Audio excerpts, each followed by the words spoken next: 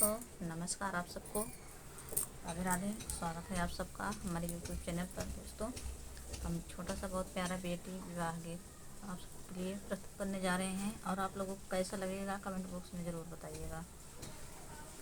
ऊंचा ऊंचा मड़वा छावाया मोरे बाबा, ऊंचा ऊंचा मड़वा छावाया मोरे बाबा, निहलाई रखिया मोहार जी, निहलाई रखिया मोहार जी।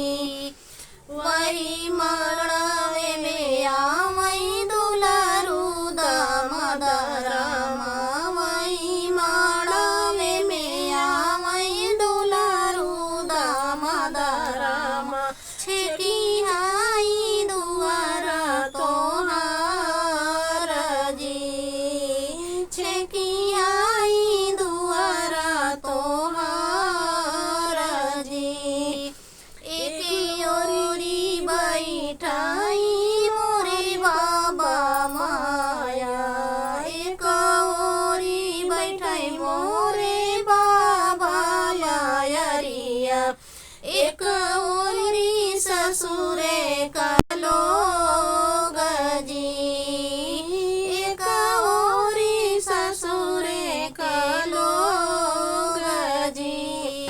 दूसरे ओरी बैठे मोरी प्यारी बेटियावा, दूसरी ओरी बैठे मोरी प्यारी बेटियावा, बगले में दुलारू दामाद हो, बगले में दुलारू दामाद हो।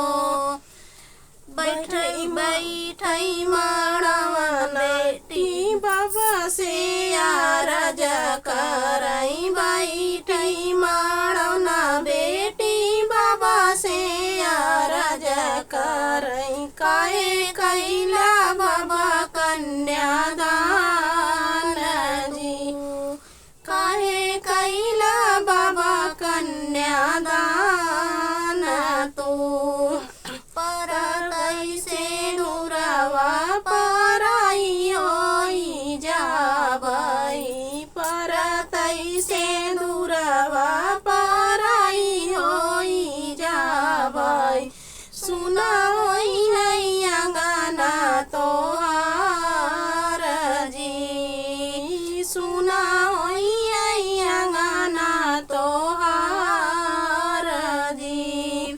इतनी बचन सुनई बेटी के बाबा, इतनी बचन सुनई बेटी के मैया, आंसुआ बरन डूरैया सूजी, आंसुआ बरन डूवैया सूजी। तू ही मोरी बेटिया